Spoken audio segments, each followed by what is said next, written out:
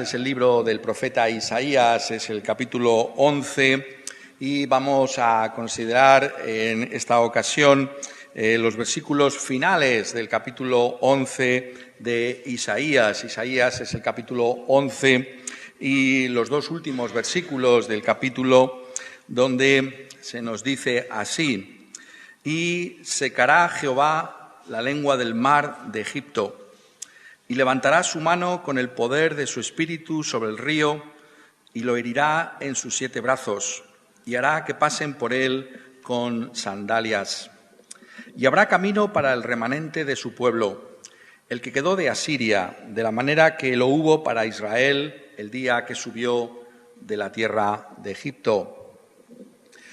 Y tenemos que preguntarnos una y otra vez qué es lo que hace que la fe cristiana sea única. ¿Qué es lo que constituye a la fe cristiana como algo realmente especial? Esta es una pregunta que una y otra vez tenemos que hacernos a la luz de los días en los que estamos viviendo, cuando tantas y tantas personas a nuestro lado nos dicen que da igual la religión a la que uno pertenezca, lo fundamental es ser sincero con lo que uno cree o practica.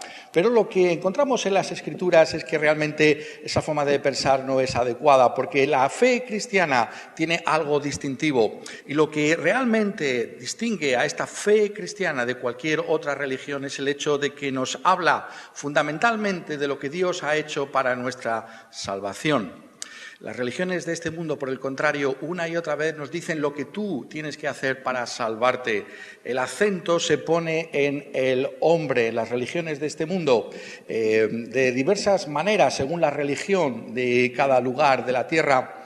Pero en la fe cristiana, a diferencia de esas religiones de este mundo, el acento está puesto en la acción misma de Dios. Las Escrituras no llaman tanto nuestra atención sobre lo que nosotros podemos hacer por Dios, sino sobre lo que Dios ha hecho por nosotros. Y esto porque ninguno de nosotros puede hacer nada para salvarse a sí mismo. Lo que la Escritura nos dice, por tanto, es que realmente la salvación nos centra en Dios mismo. El protagonista principal, por tanto, en la fe cristiana es Dios mismo. Solo Dios tiene que recibir toda la gloria. En las religiones de este mundo, los seres humanos reciben gloria, reciben alabanza. Aquellos que realmente buscan esa salvación según esas enseñanzas religiosas son aquellos que son ensalzados. Pero en la fe cristiana solo Dios recibe toda la gloria. Y si hay un incidente en las Escrituras que refleja perfectamente lo que estamos diciendo ahora, es lo que conocemos como el Éxodo. El Éxodo es precisamente ese acontecimiento en la historia de Israel que muestra, por encima quizás de cualquier otro, que la salvación es solo de Dios.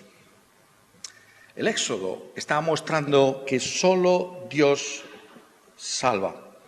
Y aquí el profeta Isaías, precisamente para ilustrar esa gloriosa salvación que va a venir por medio de la persona del Mesías, por medio de esa vara del tronco de Isaí y ese vástago que va a retoñar de sus raíces, por medio de aquel sobre el que iba a reposar el Espíritu de Jehová, nos dice en estos versículos que Dios hará una obra por medio del Mesías que encuentra una similitud con la que ya hizo entonces en el Éxodo. Versículo 15, capítulo 11, y secará Jehová la lengua del mar de Egipto, y levantará su mano con el poder de su espíritu sobre el río, y lo irá en sus 7 brazos, y hará que pasen por él con sandalias.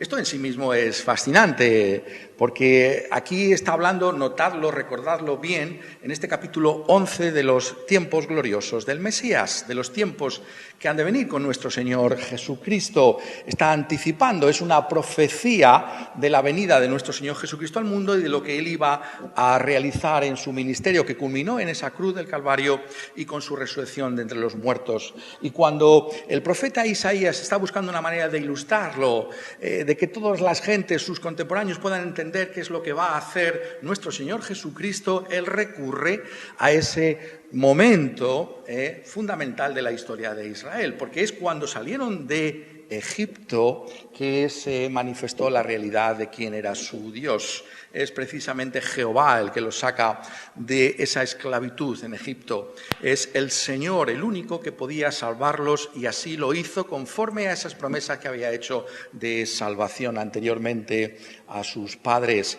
Y es en esa salvación donde ellos vienen a ser el pueblo de Dios. De la misma manera, está diciendo Isaías, el futuro ha de ser entendido bajo esas lentes y podemos perfectamente comprender, ¿no?, que fuera esta manera de enseñarles, porque si te pones en el lugar de aquellos contemporáneos de Isaías, ellos no conocían nada del futuro, como nosotros ahora tenemos este privilegio en estos días gloriosos en los que vivimos, los días del Mesías, de tener toda la Biblia con nosotros y poder tener esta riqueza, si me permitís, incluso esta opulencia de conocimiento de los planes y de las obras de Dios por medio de la Escritura. Ellos no tenían ese privilegio, entonces tenían que mirar atrás y pensar en ese éxodo, de decir, lo que venga en el futuro será algo similar con lo que ya aconteció en el éxodo.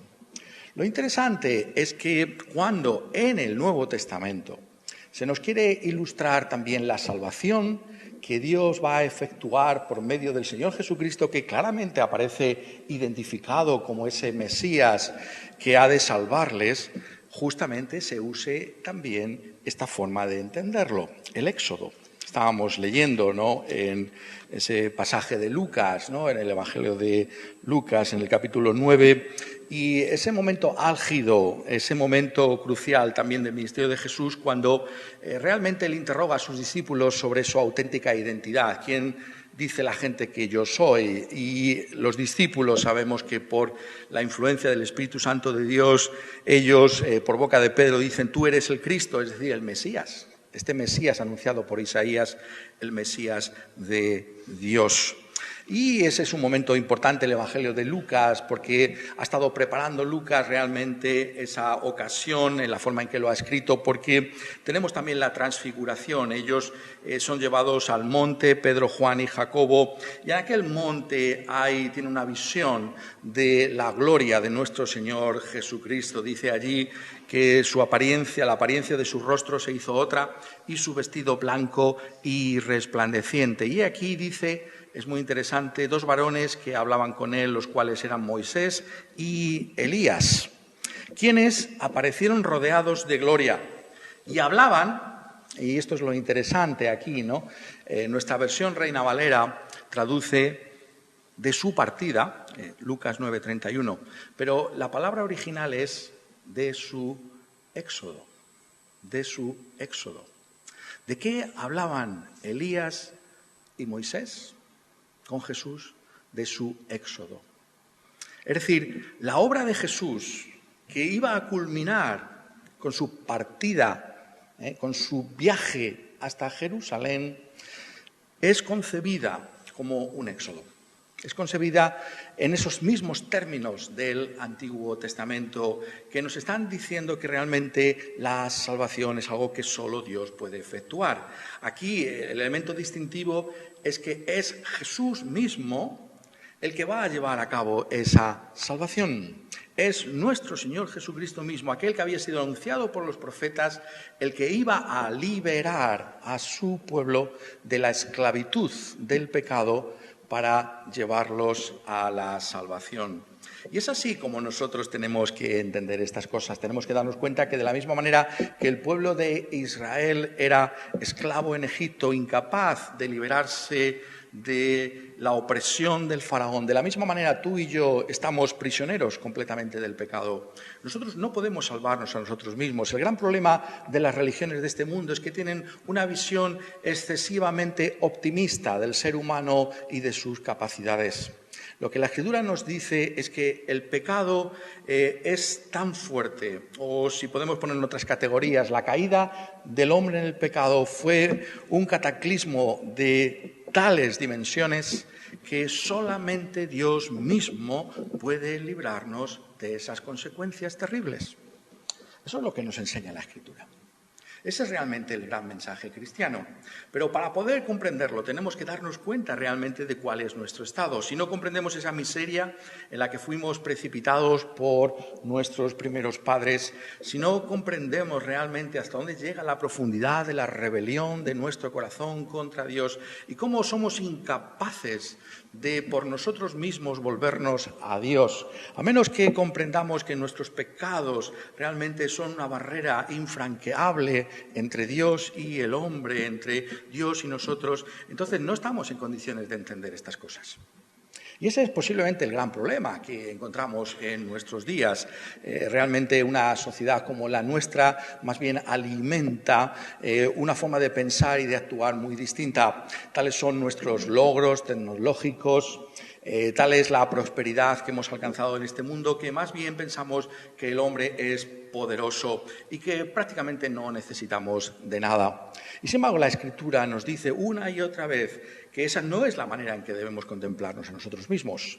Nosotros tenemos que vernos como aquellos que están perdidos, como aquellos que están esclavizados por el pecado.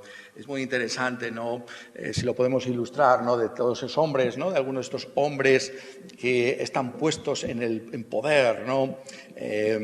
Políticos prominentes, ¿no? Y podemos pensar incluso en científicos eminentes, personas que podemos pensar que quizás ellas serían las que tuvieran la clave de lo que es la existencia humana.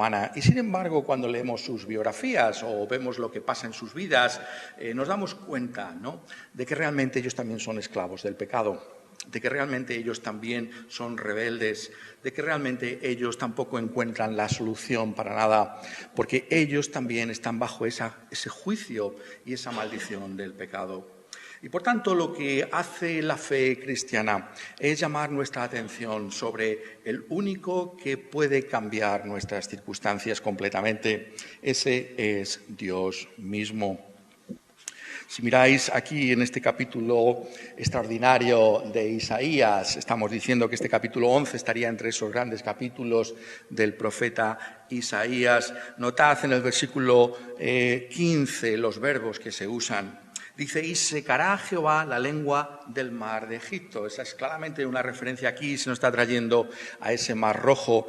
Pero notad el verbo, dice, secará el Jehová la lengua del mar de Egipto y levantará su mano con el poder de su espíritu sobre el río y lo herirá en sus 7 brazos y hará que pasen por él con sandalias. Nos está diciendo aquí en este lenguaje metafórico, una interpretación de lo que fue esa obra de Dios. Estábamos leyendo allí en el capítulo 14 de Éxodo, ¿no? Podemos imaginarnos la angustia en el corazón de los israelitas cuando, después de haber salido de Egipto, el faraón y sus huestes les persiguen. Y realmente cómo se expresan delante de Moisés, ¿no? Si leéis en el capítulo 14, en la primera parte, encontraréis cómo estaba el estado de su corazón. ¿Y qué podían hacer, ¿no? Por un lado, el ejército de los egipcios y por otro lado, esta barrera infranqueable, un mar, este mar rojo. ¿Cómo se puede sobrevivir en medio de estas dos formidables obstáculos? Pero ¿qué nos dice el texto? Dice en Éxodo 14, 21, y extendió Moisés su mano sobre el mar, e hizo Jehová que el mar se retirase por recio viento oriental toda aquella noche, y volvió el mar en seco, y las aguas quedaron divididas. Entonces los hijos de Israel entraron por el medio del mar, con sandalias, ha dicho Isaías, en seco, teniendo las aguas como muro a su derecha y a su izquierda. Esa es la realidad de quién es este Dios. ¿Quién puede partir un mar? ¿Quién puede hacer una obra como esta? Solo Dios. Por eso el Éxodo se nos presenta en la Escritura como algo único y especial. Todo lo que acontece anteriormente, todo lo que tiene lugar en ese momento en el que ellos han de cruzar, nos está diciendo que solo Dios es el que les salva. Ellos podían haber venido de muchas maneras, pero hay algo que está aquí, ¿no? Algunos de ellos podemos pensarlo incluso desde este punto de vista, quizás algunos de ellos más esperanzados, otros menos esperanzados. La verdad es que si leéis en el capítulo 14 se ve muy poca fe entre aquellos que salieron de Egipto. Esto es muy interesante.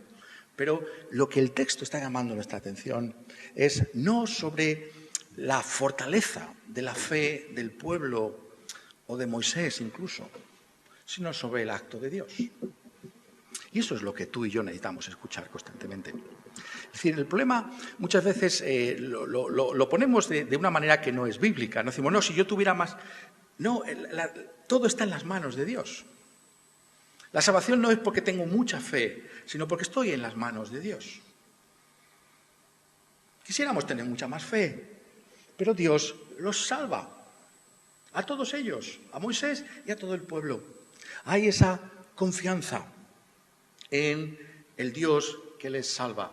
¿Una confianza grande o estamos diciendo muy pequeña? Pero es Dios el que lleva a cabo la obra. Esto es fundamental. Quisiera que notarais esa objetividad de la obra de Dios. Es decir, Dios abre el mar, no depende de nada de ellos. Esto es el genio, si me permitís que lo diga así también, el genio de la enseñanza bíblica. La gloria, la excelencia de los caminos de Dios. ¿Por qué no dice, bueno, Dios le dijo a Moisés, diles que hagan algo y yo completaré lo que ellos hagan? No, es Dios el que hace todo. Porque solo Dios podía abrir ese mar. Solo Dios podía salvarles de los egipcios. Y esto es fundamental para nosotros en los días en los que estamos viviendo. La fe evangélica es una fe que se pone en el único Dios que puede salvarnos. La salvación no es cualquier cosa. La salvación es una obra divina, una obra que Él efectúa. Y es una salvación que o se tiene o no se tiene. Esto es muy importante que pensemos en ello. Miradlo desde el punto de vista de esta gente. O estás cruzando el Mar Rojo y lo has cruzado, has llegado al otro lado, o no. Por eso la fe evangélica siempre ha puesto el acento en la seguridad de la salvación. Claro, ya sabéis que los antagonistas, ¿no? Aquellos que tienen otra visión, ¿no? del cristianismo que no corresponde, en nuestra opinión, con lo que dice la Escritura, pues siempre dirán, la gran herejía de los evangélicos es la seguridad de la salvación. Pero claro, si tú eres un israelita que te encuentras al otro lado del Mar Rojo y ves cómo el mar ha vuelto y se ha llevado a todos los egipcios, tú puedes decir, Dios me ha salvado. ¿Es acaso orgullo y soberbia de parte de un israelita decir, es que estoy en el otro lado del mar, me ha sacado de Egipto? No, obviamente es la gran obra de Dios. Ser evangélico es descansar completamente en que Dios ha hecho esta salvación por pecadores como nosotros. Es decir, no se puede decir, ¿no? como algunos, ¿no? ¿Eres cristiano, eres creyente? Bueno, lo estoy intentando. El momento en que alguien te diga lo estoy intentando, bueno, pues ya estás viendo que esa persona realmente no sabe de lo que está hablando, porque esto no se intenta. O eres creyente, o Dios te ha hecho pasar el Mar Rojo, o no. No puedes decir, no, es que estoy a ver si lo intento, a ver si soy o no soy. No, o eres o no eres.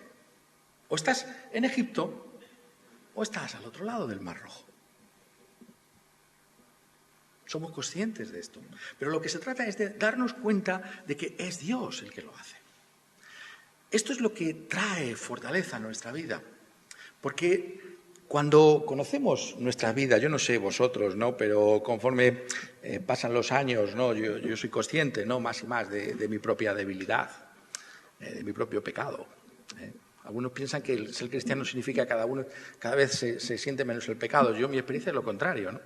Yo soy consciente de mi pecado y estoy cada vez más persuadido de que si la salvación dependiera de mí, no sería salvo.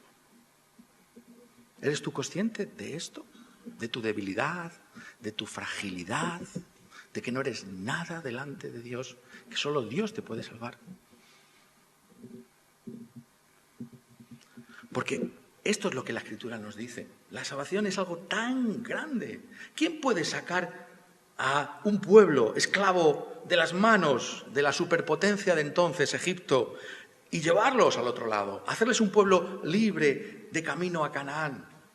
Constituirles como un pueblo por medio de esas leyes que le iban a ser otorgadas, que le iban a ser dadas en el monte de Sinaí y que le iban a dar esa identidad que iba a llegar hasta los días de nuestro Señor Jesucristo, esa identidad todavía que sigue con nosotros por medio, por ejemplo, de los 10 mandamientos. Eso es lo que nos hace el pueblo de Dios. Cuando a ti te pregunten, bueno, ¿y cómo sabemos tú que eres de verdad fuerte? Bueno, ahí tienes los 10 mandamientos. Si los cumples, o procuras cumplirlos, o procuramos vivir bajo ellos, ahí está nuestra identidad como el pueblo de Dios.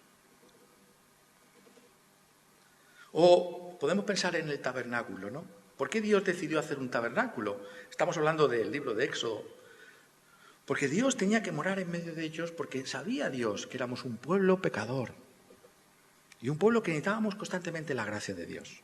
Y por eso Dios habitó en medio de ellos, en ese tabernáculo en el que todos los días se ofrecía un sacrificio por el pecado, que sabemos que estaba ilustrando el sacrificio que Cristo Jesús iba a hacer en el Calvario por pecadores como nosotros. El Éxodo. No debe sorprendernos, por tanto, que Isaías también lo mencione como la gran obra de Dios. Y que la obra de nuestro Señor Jesucristo, estamos viendo, ha de ser entendida como ese éxodo. ¿Quién nos saca a nosotros del poder del pecado? ¿Quién cancela tus deudas que tienes para con Dios? Nuestro Señor Jesucristo. Porque en la cruz del Calvario tenemos el perdón de nuestros pecados y la vida eterna. Porque Él venció en la cruz. Porque al igual que sacó a su pueblo de Egipto, Él ha vencido a Satanás y a sus huestes en aquella cruz del Calvario. Y tenemos la salvación exclusivamente en lo que Él hizo en esa cruz. Esa es la auténtica posición cristiana. Dios lo hace. ¿Dónde estás tú? ¿Confías solamente en Dios para la salvación? ¿O todavía hay un resquicio de confianza en ti mismo? Bueno, es que todavía tengo que hacer algo, es que todavía no me siento yo. Pero sí que no es una cuestión de esto. Es o Dios te salva o no te salva. O clamas a Dios, sálvame. Porque tú no se trata de que algún día vas a alcanzar algún estado en el que te vas a encontrar ya más cerca y tal, ¿no? Eso no es entender nada. Es como pecador que eres. Señor, sálvame. Porque solo tú puedes salvarme, solo tú puedes perdonarme. Mis pecados son tan horrorosos que solo la sangre derramada puede limpiarlos. ¿Dónde estás tú? ¿Estás en Egipto? Ya he explicado este lenguaje anteriormente, yo creo que todos me entendéis ahora. ¿Estás en Egipto o estás fuera de Egipto? ¿Dónde estás tú? Y si estás todavía en Egipto, tienes que decir, Señor, sálvame, sácame a mí también de la esclavitud del pecado. Solo tú puedes hacerlo. Ten compasión de mí como has hecho con tantos y tantos. Sálvame también a mí. Esto es lo que tenemos que recordar constantemente. Es muy interesante, ¿no?, como estamos viendo y me gusta decirlo de vez en cuando para que lo vayamos aprendiendo todos, ¿no? Esta profecía de Isaías, entre otras muchas virtudes, tiene esta manera de traer los temas una y otra vez para que los podamos aprender y podamos beneficiarnos de los mismos. Y por eso la exhortación que yo os acabo de hacer es que son palabras de Isaías también, es la forma en que Isaías enseña al pueblo, a sus contemporáneos, cuando dice en el capítulo 51, despiértate, despiértate, vístete de poder, oh brazo de Jehová. Despiértate como en el tiempo antiguo, en los siglos pasados. ¿No eres tú el que cortó a Rahab y el que hirió al dragón? ¿No eres tú el que secó el mar, las aguas del gran abismo, el que transformó en camino las profundidades del mar para que pasaran los redimidos? Y aquí vemos como Isaías está tomando otra vez el Éxodo y está usándolo como un argumento delante de Dios. Señor, vuelve a hacerlo. Y eso es lo que tenemos que hacer nosotros. Cuando hay personas a nuestro lado que no conocen al Señor, ¿qué pensamos que podemos hacer con ellas? Tenemos que clamar a Dios: Señor, salva a esta persona, salva a este mi hijo, salva a este mi marido. Despierta tu poder, Señor, porque solo tú puedes salvarlo. Oras tú así por las personas que están a tu lado, por tus hijos, por tus parientes, por tus vecinos, por tus compañeros de trabajo, para que Dios desnude su brazo, seque otra vez esa lengua del mar y los salve. Eso es lo que Isaías nos está diciendo aquí. Tenemos que clamar a Dios. ¿Por qué? ¿Cuál es la base de la oración? Algunas veces decimos, es que es tan difícil orar, pero ¿sabéis cuál es una de las dificultades que tenemos para ser personas de oración? Porque en el fondo no creemos que depende solo de Él. Porque si de verdad fuéramos persuadidos de que depende solo de Él, clamaríamos a Dios. Y le diríamos: Señor, solo tú puedes sacarles de Egipto. Solo tú puedes salvarles. Hazlo. Ahí es donde está la fuente de la oración. Clamar al Señor incesantemente para que Él salve, porque solo Dios puede sacar a su pueblo de Egipto. Solo Dios puede perdonar nuestros pecados. Y por eso la conclusión a la que llega Isaías después de haber desplegado delante del pueblo esa obra del Éxodo, y el Éxodo que iba a traer también nuestro Señor Jesucristo, dice en el versículo 16: y habrá camino para el remanente de su pueblo, el que quedó de Asiria, de la manera que lo hubo para Israel el día que subió de la tierra de Egipto. Y aquí hay varias cosas que debemos notar cuidadosamente. Habrá camino para el remanente de su pueblo. Esta palabra ha aparecido una y otra vez en Isaías ya. Es una palabra que quiere decir que es el resto del pueblo, es decir, que Dios tiene un pueblo que ha de ser salvo. No serán salvos todos, sino el remanente. Dios tiene un remanente, Dios tiene un pueblo escogido desde antes de la fundación del mundo en Cristo Jesús y que van a ser salvos. Ese es el consuelo que nosotros tenemos que tener, que Dios va a salvar. No depende de nosotros. Si lo pensáis por un momento, si dependiera de nosotros, entonces podría existir la opción de que nadie se salvara nunca. Claro, porque si al final, en el último momento, todo depende de la supuesta decisión humana, de que el hombre incline en el último momento su voluntad delante de Dios, entonces ¿quién sería salvo? Porque puede ocurrir que todos se nieguen. La Escritura dice que todos se niegan, de hecho. Es la gracia invencible, irresistible de Dios la que salva. Dios tendrá un pueblo. Dios sacará a su pueblo de Egipto. Habrá un remanente que sea salvo. Pero notad que dice el que quedó de Asiria. Y aquí empezamos quizás a desconcertarnos un poco. ¿Acaso no fue el éxodo de Egipto a la tierra? Porque dice Asiria. Asiria es justamente el otro lado del mundo. Asiria es lo contrario de Egipto. ¿De qué está hablando aquí? En un sentido hay una alusión que encontramos a lo que sería la cautividad babilónica, ese gran acontecimiento también de la historia de Israel, cuando fueron llevados cautivos, Judá en particular fue llevada cautiva hasta Babilonia, y cómo Dios los volvió. Eso es una especie de éxodo también. Los volvió de Babilonia otra vez a la tierra prometida. Pero es algo más que eso, porque lo que está aquí diciéndonos es que realmente este éxodo, esta obra que iba a culminar el Señor Jesucristo, es una obra universal. Es una obra para todas las naciones de la tierra, no solamente para los judíos, sino también para el resto de las naciones. Esto es algo que lo estamos viendo constantemente también en todo el profeta Isaías. Esta salvación no es solamente para un determinado tipo de personas que se llaman judíos. Esta salvación es para cualquier persona, para cualquier pecador. No hay límite, da igual el pecado que hayamos hecho, da igual a la raza a la que pertenezcamos o la posición social que tengamos, da igual lo que hayamos hecho contra Dios, esta salvación es universal, es para todos aquellos que Dios quiera salvar. Y eso no es algo que tiene que llenarnos también de alegría. El que quedó de Asiria, de la manera que lo hubo para Israel el día que subió de la tierra de Egipto. No hay diferencia. Dios no hace acepción de personas. Dios salva a los pecadores, cualesquiera que hayan sido nuestros pecados. Podemos acudir a este Dios y ser salvo. ¿Por qué? Porque la salvación depende solamente de Él. Habrá camino, eso es precioso, porque quiere decir que seguro que hay camino. ¿Podéis imaginar al israelita? Vamos a otra vez a ponernos en ese lugar, ¿no? De repente el mar se abre y esas profundidades, ¿no? ¿Qué habría en un sitio que había estado siempre cubierto por el mar? Pero independientemente de lo que hubiera ahí, lo que era es un camino bien marcado, porque hay dos muros que te dicen cuál es el camino, el mar. No te puedes perder, ¿verdad? Nosotros nos perdemos con tanta facilidad los cristianos. Es otra cosa que me admira conforme pasan los años, lo fácilmente que los cristianos nos desviamos. Pero Dios no lo va a permitir. No lo va a permitir porque hay dos muros, ¿verdad? El camino es muy fácil. Es fácil ese camino, ¿verdad?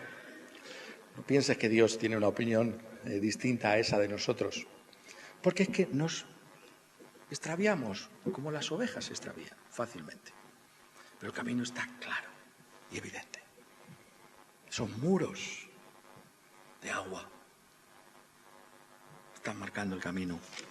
Y nuevamente, como decía anteriormente en el capítulo 51 de Isaías, con respecto al versículo 15, hay también una referencia aquí que amplía posteriormente y que es preciosa. Es uno de los pasajes que yo he encontrado de mucha ayuda a lo largo de los años.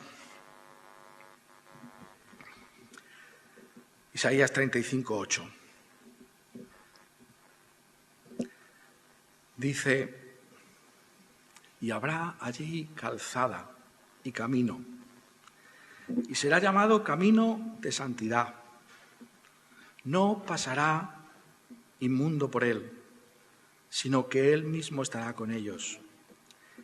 Y estas son las palabras de ánimo para ti y para mí, por lo menos para mí lo son. El que anduviere en este camino, por torpe que sea, no se extraviará. Esa es la gloria de esta salvación nuestra. ¿Eres torpe? Yo lo soy.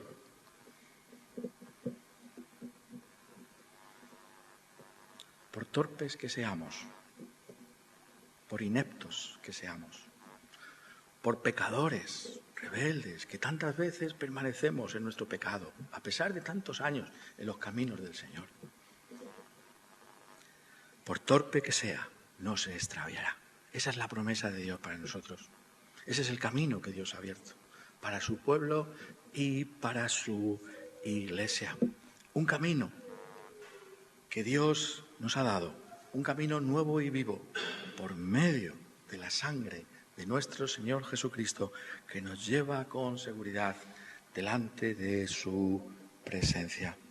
Por tanto, damos las gracias a Dios por la salvación que tenemos en su Hijo amado, nuestro Señor Jesucristo, por el hecho de que la salvación es solamente suya, que nosotros somos beneficiarios de esa salvación, pero la salvación la ha realizado solo Él. Y por tanto, solo Él tiene que recibir toda la gloria. Que así sea en tu vida y en la mía, en el nombre del Señor Jesucristo. Amén.